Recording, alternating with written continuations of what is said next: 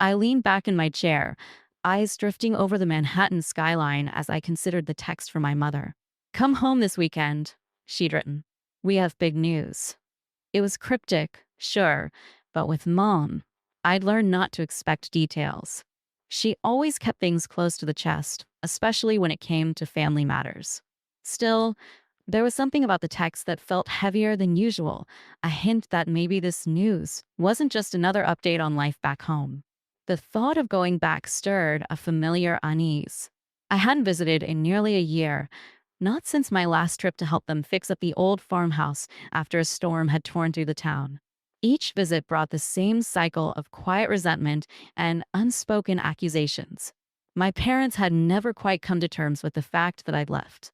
My younger brother Danny, on the other hand, was the golden boy who'd stayed, sacrificing nothing while reaping everything. Still, I felt the old pull of responsibility, a sense of duty to show up, to be there for my family. So that Friday, I packed a bag and headed back, hoping that this time, maybe things would be different. The farmhouse looked the same as it had my entire life, weathered but sturdy, a symbol of everything my parents held dear.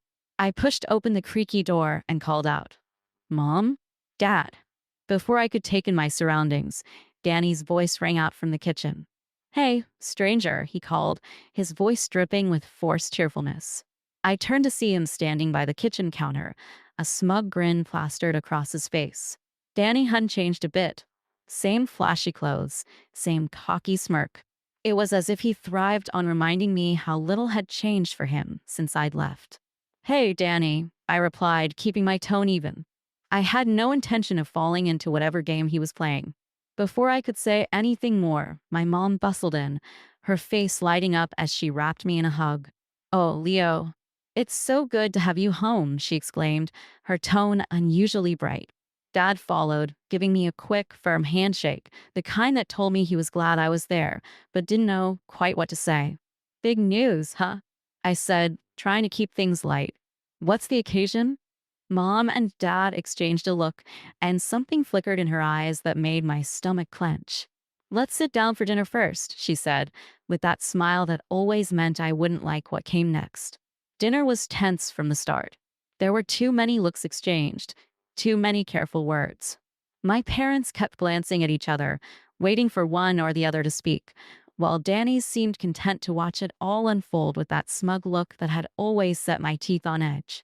Finally, after what felt like an eternity, my mom put down her fork and took a deep breath. So, Leo, we wanted you here because, well, there's been a bit of a change regarding the family home, she started, her voice overly gentle. I forced myself to keep my expression neutral. What kind of change? Danny leaned forward, unable to hold back any longer. I own it now, he said, with a smirk that stretched across his face. Grandma and Grandpa transferred the deed to me. The words hit me like a punch to the gut. I stared at him, trying to process what he'd just said. The family home, the house I'd spent years helping to repair, the place where I'd sacrificed every spare minute growing up, was now his. Transferred the deed to you? I echoed, my voice sounding distant to my own ears. When did this happen? My mother cleared her throat, clearly uncomfortable. A few months ago. We didn't tell you because, well, we wanted it to be a surprise. A surprise? I repeated, my voice sharpening. You think this is a surprise? Danny shrugged, leaning back with that casual arrogance he'd perfected. Come on, Leo. You're in New York, building your fancy life. It just makes sense for me to take over things here. I'm the one who stayed. I bit back the surge of anger bubbling up inside me, trying to keep my voice calm. I stayed, too. I put years of my life into this place. Oh, come on, Danny interrupted, waving a dismissive hand. You were always just waiting for your chance to leave. Don't act like you cared so much. I looked at my parents, searching for some sign of support, some acknowledgement of what I'd done for them. But they sat there, silent, their faces carefully blank. My father stared down at his plate, refusing to meet my eyes, while my mother offered a weak smile that only added to my anger. So, you all agreed to this? I asked, my voice barely more than a whisper. Without even talking to me? My mother sighed, her tone slipping into that familiar, patronizing warmth. Leo, you have so much going for you in the city. Danny needs this more than you do. Needs it, I repeated, incredulous. You mean he wants it? That's not the same thing, Mom. Danny's smirk widened, and I could see the satisfaction in his eyes as he leaned in closer.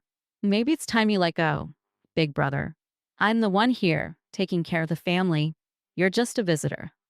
I stood up, the chair scraping against the floor as I tried to rein in the fury pounding through me. I've done nothing but sacrifice for this family.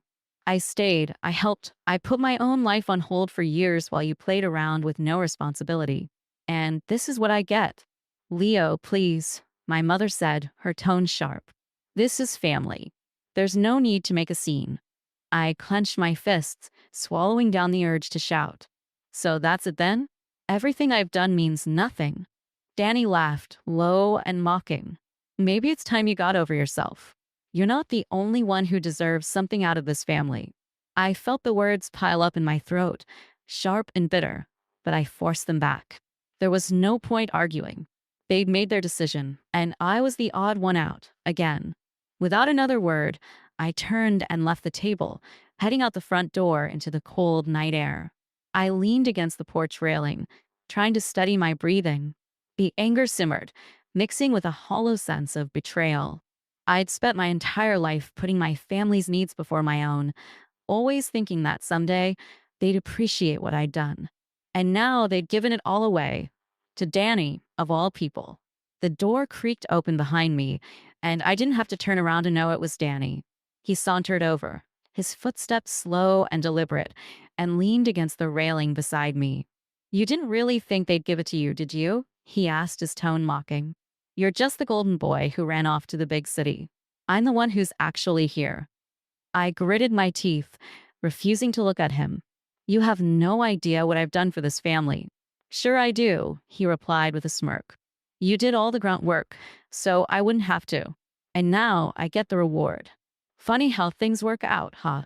I turned to face him, my voice cold. You don't deserve any of this. Danny's grin only widened. Maybe not, but here I am, standing in my house. And there you are, just passing through. For a moment, I considered walking away, leaving him and this whole mess behind. But something in me wouldn't let it go. I wasn't about to let him take everything I'd worked for without a fight. You might have them wrapped around your finger, but this isn't over. I said, my voice low and steady. I'm not going to let you take what isn't yours.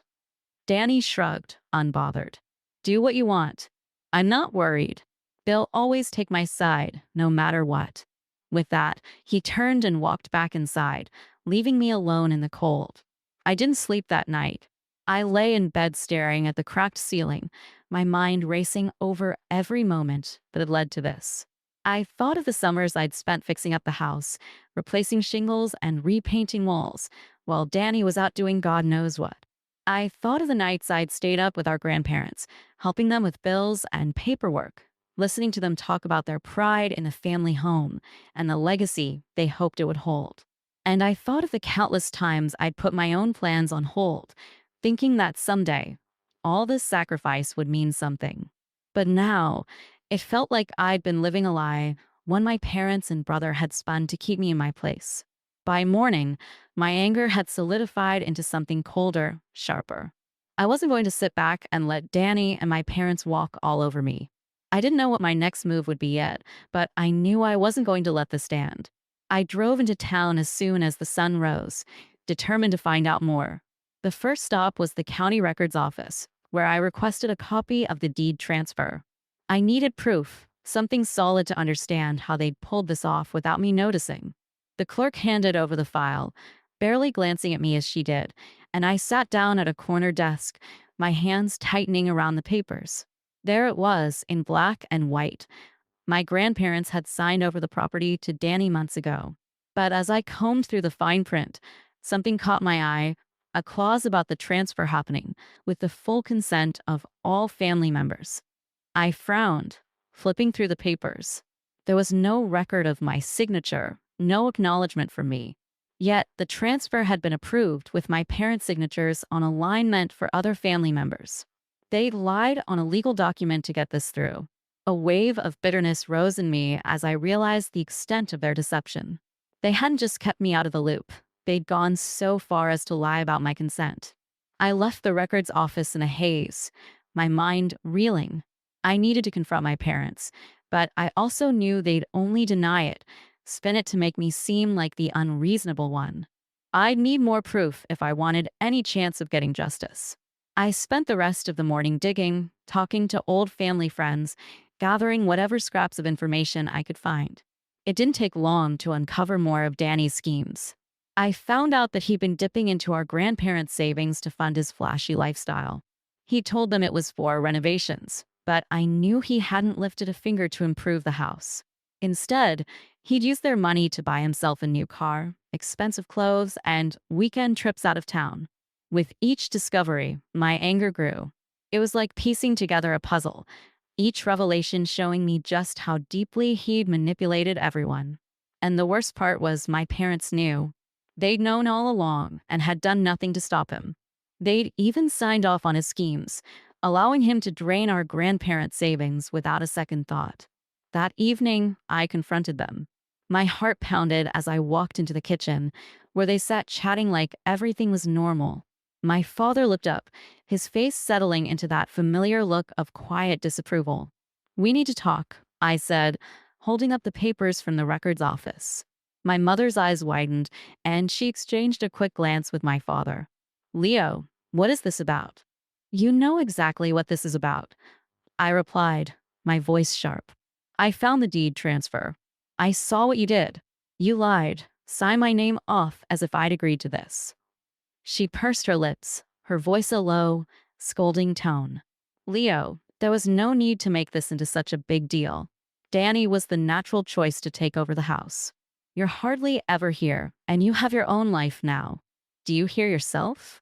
I demanded, feeling my hands shake with barely controlled anger.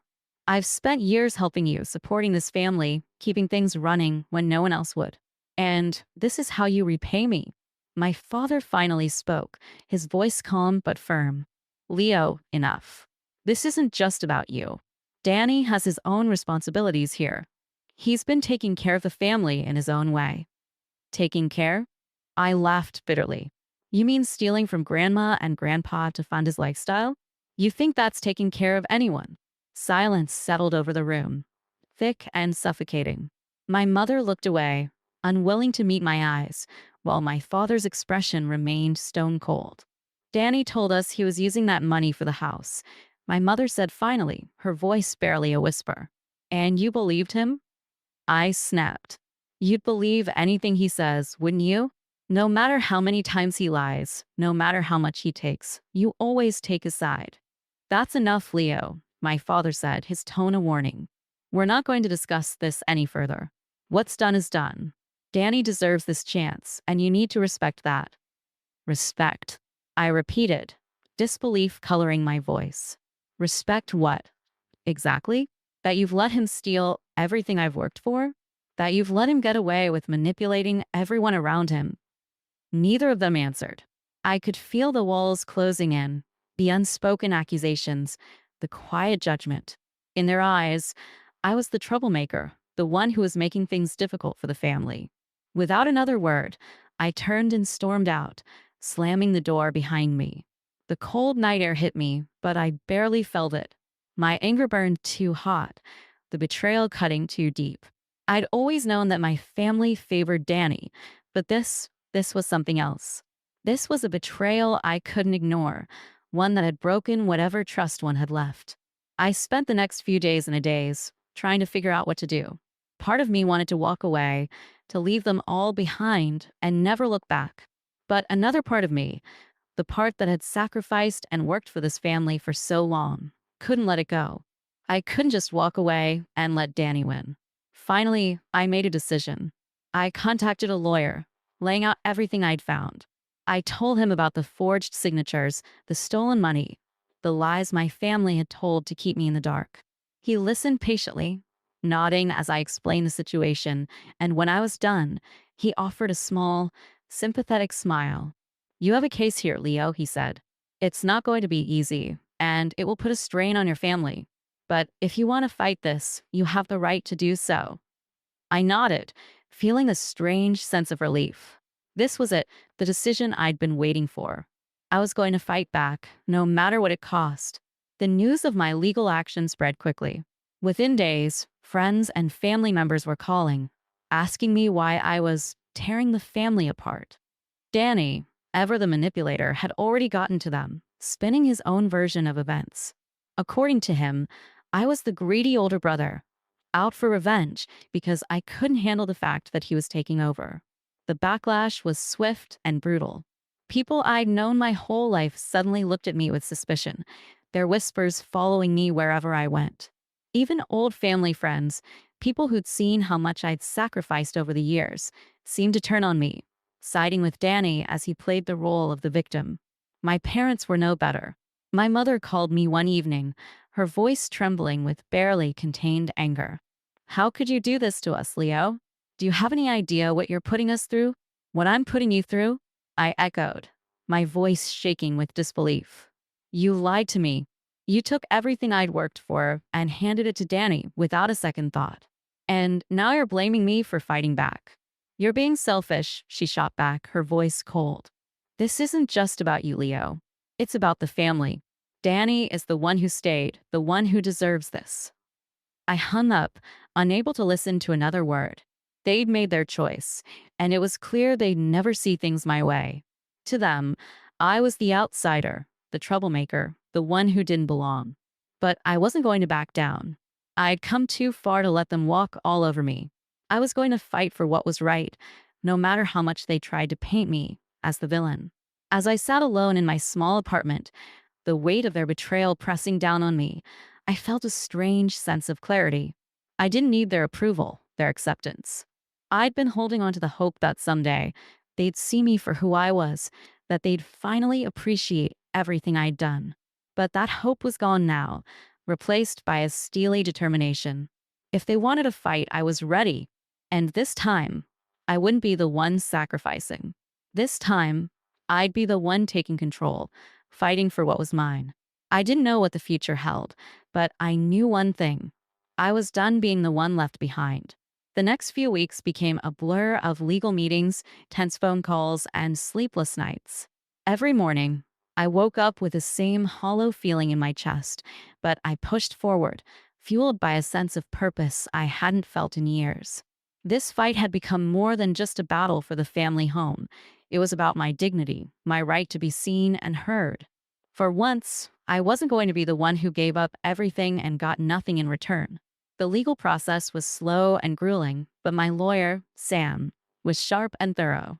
He combed through every detail, gathering evidence of Danny's financial misconduct and my parents' role in the fraudulent transfer. With each piece of proof we found, my anger deepened, but so did my resolve. I was finally taking a stand, and I wasn't about to back down, no matter how many times my phone buzzed with angry messages from relatives telling me to drop it and make peace. But Danny wasn't going to let me have the last word. Within days of the lawsuit becoming public, he retaliated by going after my reputation. I started getting calls from colleagues and friends asking if it was true that I was out for revenge against my family. Apparently, Danny had spun an elaborate tale about how I'd come back from the city, bitter and resentful, trying to ruin his life out of jealousy. He played the victim perfectly, and I could feel the sting of each lie as people I trusted began to question my motives. At first, I tried to ignore it, but then Danny took it a step further, contacting people at my firm, people I'd worked with for years. Rumors started to spread that I was unstable, that my family issues were affecting my judgment. I knew Danny was trying to undermine me, to make me look like the unhinged one, but even knowing that didn't make it any easier to bear. One evening, I sat in my apartment, reading through another round of emails filled with veiled concern from colleagues and friends. Just checking in, they all said, but I knew what they really meant. They were asking if Danny's version of events was true, if I was the one tearing the family apart. The anger that simmered in me felt like it could explode, and for the first time in my life, I felt truly alone. My family had turned their backs on me, My friends were distancing themselves, and even the people I worked with were starting to look at me with suspicion. I never felt so isolated, and yet I knew I couldn't back down. Not now. I needed a win, something concrete to remind me that this fight wasn't in vain. Sam had been digging into Danny's financial records, and late one Friday night, he called with news that felt like a lifeline. Leo, I think we have something, he said, his voice taut with excitement. I found evidence that Danny's been siphoning money from your grandparents' account, more than we originally thought. He's been using their savings to fund his lifestyle for years, claiming it was for repairs and expenses. I gripped the phone, barely able to process what he was saying. You're sure? Positive, Sam replied. He's been funneling money from their account under the pretense of home maintenance, but he's been spending it on himself.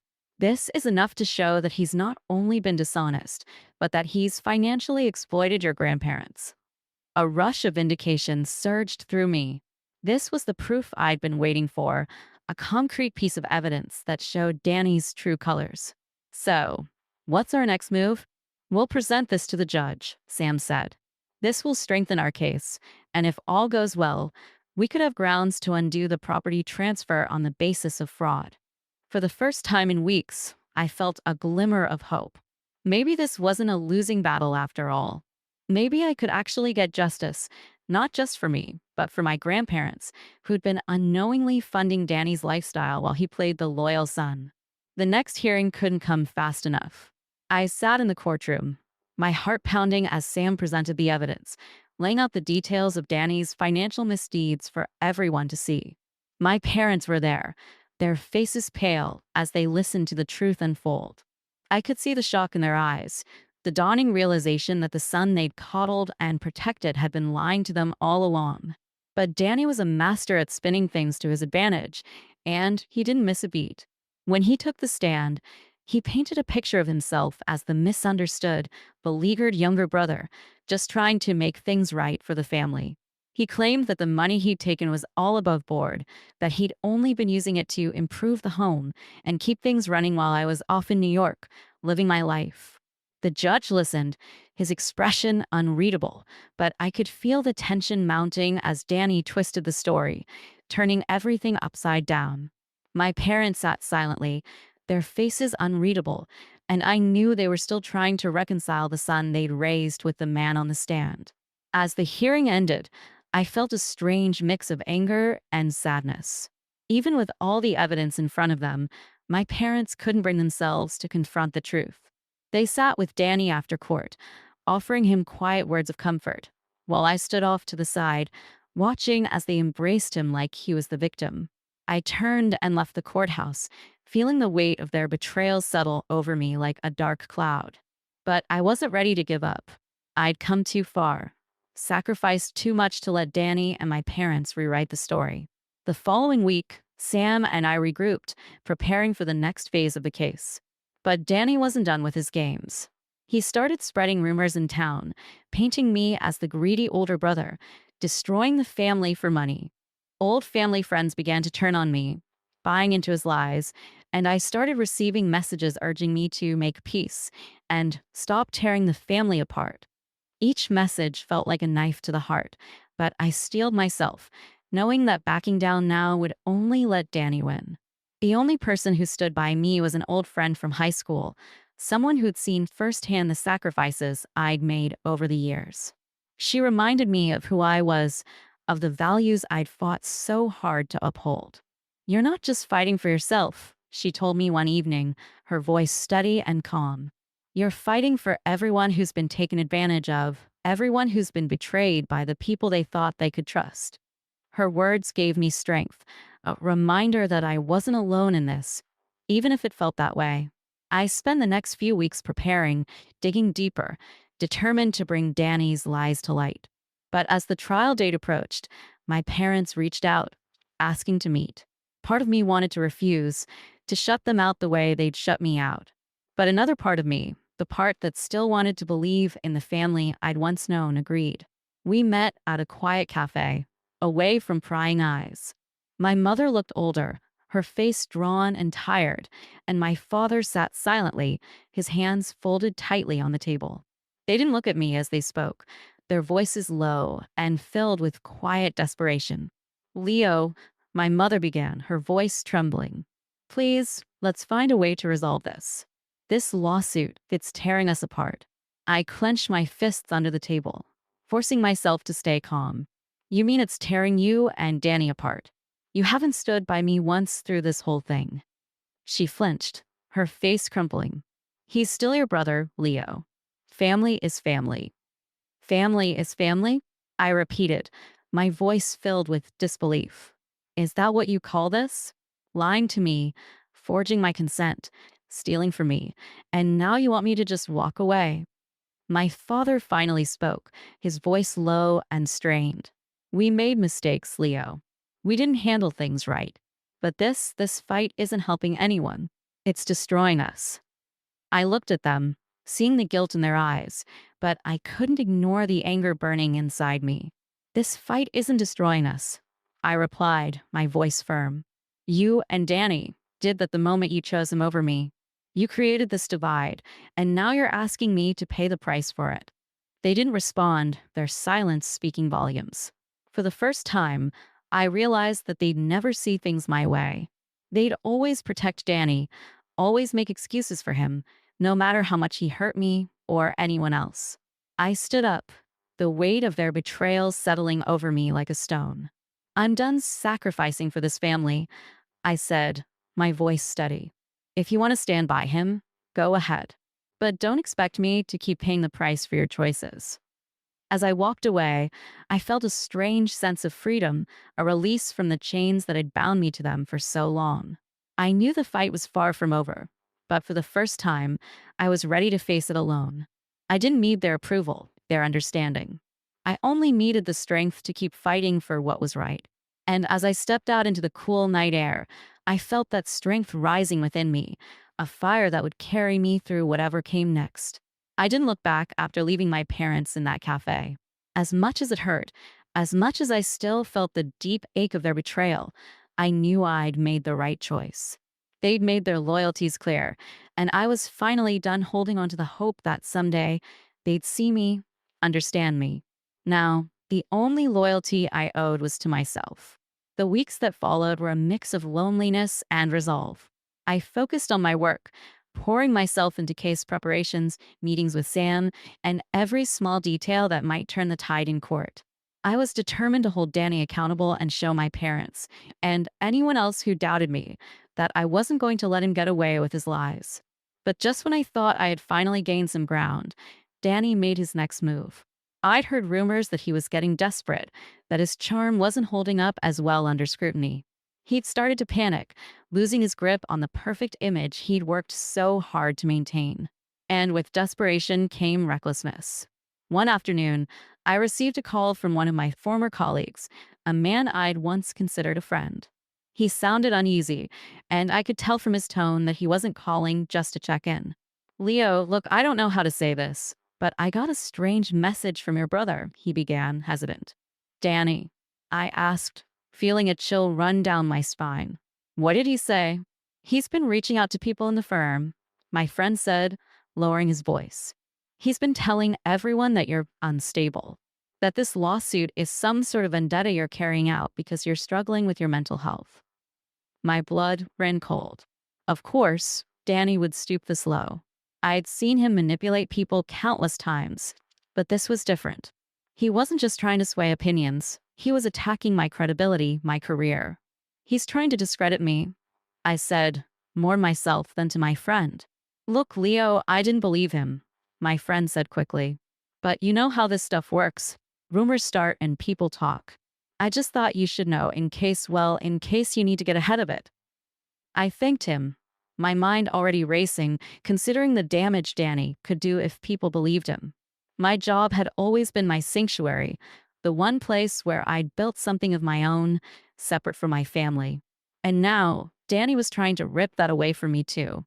That evening, I sat alone in my apartment, the weight of it all crashing down.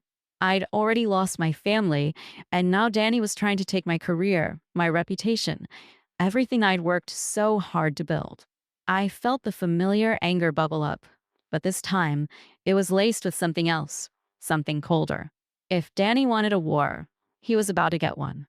The next day, I called Sam, filling him in on Danny's latest stunt. He listened quietly, his tone calm but firm. "We can't control what he says to people," Sam began, "but we can focus on strengthening your case. We need to make it clear that Danny's actions go beyond family drama. If we can prove that his manipulation extends to your grandparents' finances, that he's been siphoning their savings, well, that could shift things in our favor." The idea gave me a flicker of hope. For so long, Danny had spun his web of lies, painting himself as the dutiful son while I was cast as the outsider. But if we could show his true colors, the evidence would speak louder than his charm. Over the next few weeks, Sam and I worked tirelessly, gathering every piece of proof we could find. Each time we uncovered another of Danny's lies, another shady transaction or forged document, I felt a sense of vindication. I wasn't crazy. I wasn't unstable. I was just fighting to show the truth. But with every small victory, the backlash grew. Danny knew he was losing control, and he wasn't about to go down quietly. The next hearing was tense, with Danny taking the stand, spinning a tale about how he'd done everything for the family, how I was the one out for blood. His voice quivered with just the right amount of vulnerability, his eyes cast downward as he played the part of the wronged brother. I watched him, feeling a surge of disgust. I wanted to scream, to tell everyone in that room how he'd manipulated them, twisted every truth to suit his own selfish needs. But I stayed silent, letting Sam handle it, knowing that facts would do what my words couldn't. Finally, it was my turn to speak. I stood up, facing the courtroom, my voice steady, but filled with the weight of everything I'd endured. "Your Honor," I began, looking at the judge, then glancing at my parents sitting in the back, their faces unreadable. "This isn't just a family dispute. My brother has taken advantage of our grandparents, using their money to fund his lifestyle, all while claiming he's been supporting them. He's manipulated our family and used lies to divide us. This isn't about me wanting revenge. It's about holding him accountable for what he's done." The room was silent, every eye on me, but I felt strangely calm. For the first time, I felt like my voice mattered, like I was finally standing up for myself. The hearing ended, but the tension lingered. I could see the doubt in people's eyes, the wheels turning as they began to question the story Danny had sold them. I knew it wouldn't be enough to erase the damage he'd done to my reputation, but it was a start. As we left the courthouse, I felt my phone buzz with a message from my mother. I hesitated, dreading the words she'd chosen to send this time. But curiosity got the better of me, and I opened it, reading the single line she'd written. "Why are you doing this to us?" A bitter laugh escaped me. After everything, she still couldn't see past Danny's lies, still believed that I was the one tearing the family apart. But this time, the words didn't sting the way they used to. I'd spent my life trying to win her approval, trying to be the son they could be proud of. But now I saw how hollow that pursuit had been. They'd never see me for who I was. They were too blinded by their loyalty to Danny. I blocked her number, a weight lifting from my chest as I finally severed that last thread holding me back. I didn't need their validation. All I needed was the strength to keep going, to fight for what was right. The days that followed were hard, but I kept moving forward, fueled by determination that grew with each passing hour. Danny's lies were unraveling, his charm fading under the scrutiny of the court, and for the first time, I felt like I might actually win. But I knew that with every step closer to the truth, Danny would fight back harder, and the real battle was just beginning. The days that followed were a strange mix of relief and grief, like I was mourning the family I'd always thought I had.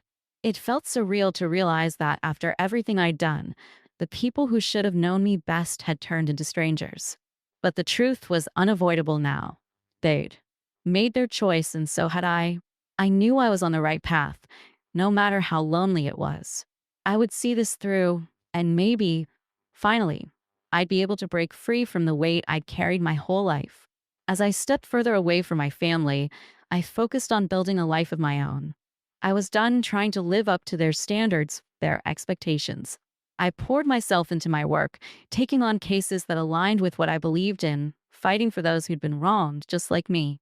Each victory felt like a small step toward reclaiming my own sense of purpose, away from the family drama that had overshadowed me for so long. One day, as I sat in my office reviewing a new case, my phone buzzed with a text from an unknown number. Against my better judgment, I opened it, and a rush of anger filled me as I read Danny's words. Hope you're enjoying your little victory. Don't get too comfortable. It was classic Danny, refusing to back down, even when he was cornered. But I knew him too well to be surprised. He was like a cornered animal now, lashing out because he could feel his grip slipping. I knew better than to respond, but his words stayed with me, simmering in the back of my mind. That evening, I sat alone in my apartment, thinking about how much had changed in the past few months. I'd started this fight feeling so isolated, so vulnerable. But now, I felt a sense of strength I hadn't known before, a belief in myself that didn't depend on anyone else. I didn't need Danny's approval or my parents to know my worth. I could stand on my own, and that realization was worth more than any family loyalty. The next morning, I got a call from Sam. He sounded almost hesitant, like he wasn't sure how to deliver what he had to say. Leo, I've got some news, he began. Danny's been in a bit of trouble. Financial trouble, to be exact. A chill ran through me. What kind of trouble? Apparently, some of his other investments aren't doing well. He's been gambling on risky deals, and it's caught up to him. Word is, he's trying to sell off assets to cover his losses. I felt a strange satisfaction hearing this.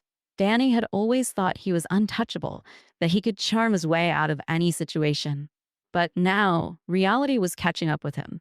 So, he's losing everything he lied to get, I said, unable to keep the satisfaction out of my voice. Sam was quiet for a moment. It looks that way. But Leo, he's desperate. And desperate people do desperate things. I knew what he was implying. Danny wasn't done with his games yet, and I needed to be prepared for whatever he threw my way. The following week, I threw myself even harder into my work, determined to keep moving forward, no matter what Danny tried. I took on a new pro bono case, helping a family who'd been wronged by a landlord who'd cut corners, endangering their safety. The work grounded me, gave me a sense of purpose that had nothing to do with my family. For once, I was building something entirely for myself, and that thought filled me with a quiet pride. But Danny wasn't done yet.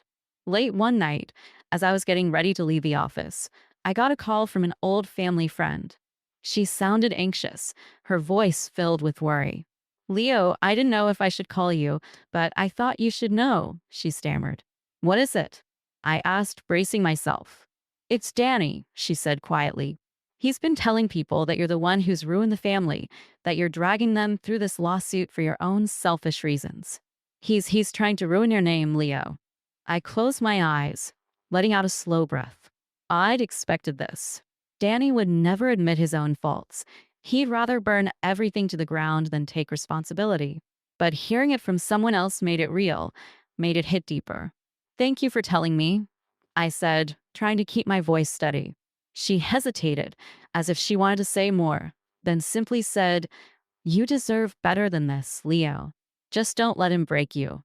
Her words echoed in my mind as I made my way home, feeling the weight of Danny's betrayal pressing down on me.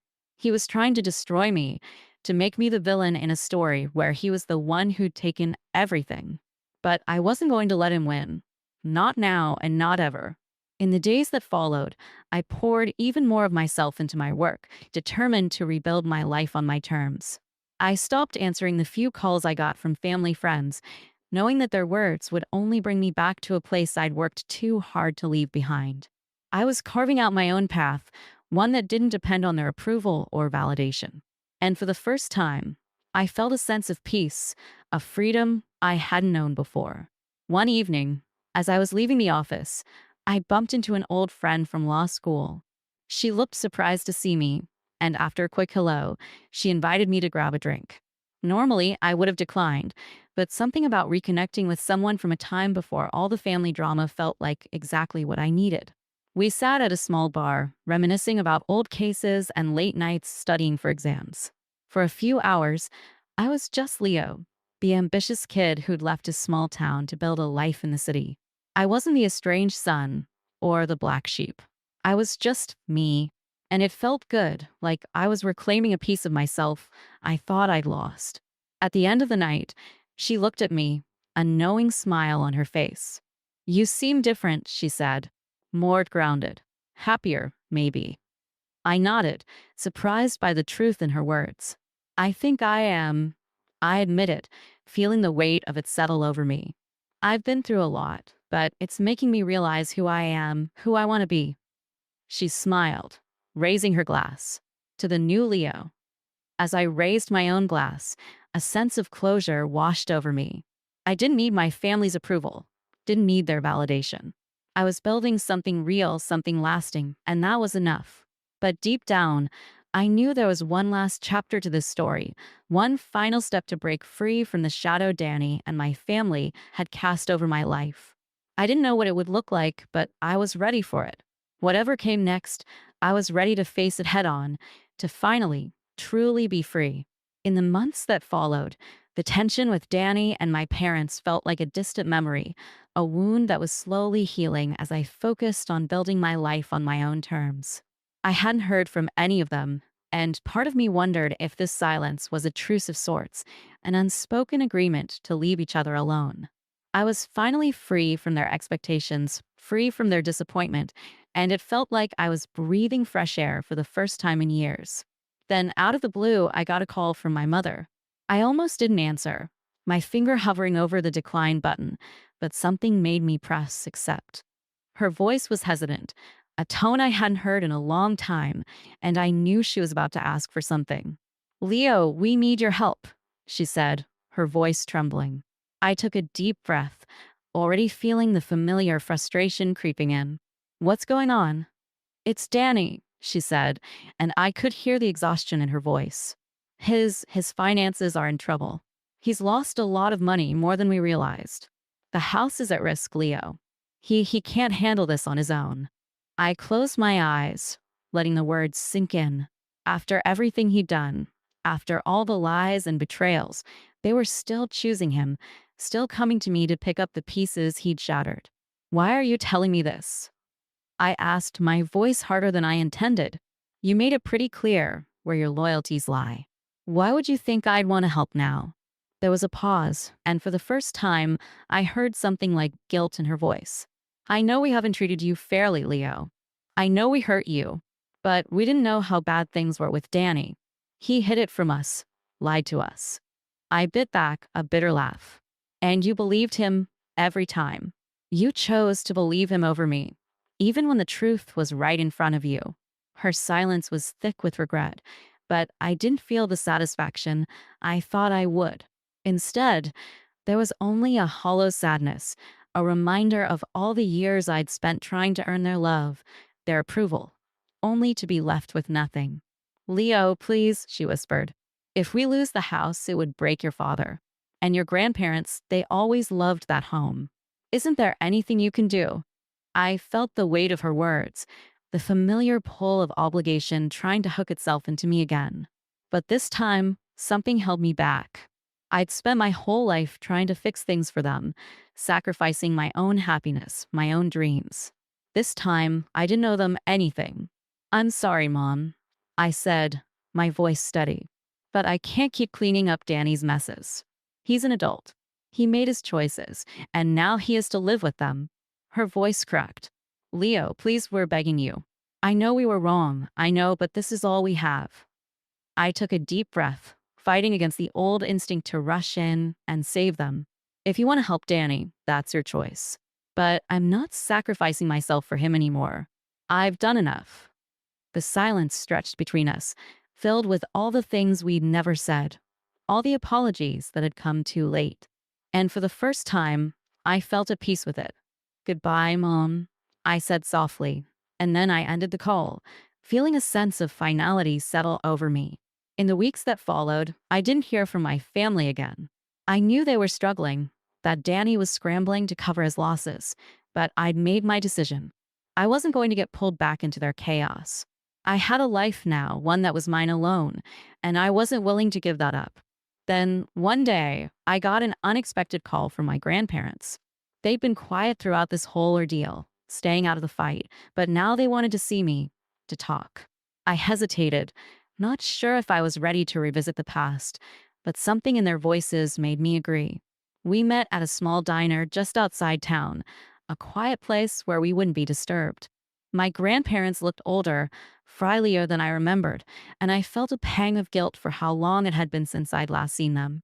As we sat down, my grandmother reached across the table, taking my hand in hers. Leo, we wanted to tell you that we're sorry, she said, her voice filled with emotion. We should have listened to you.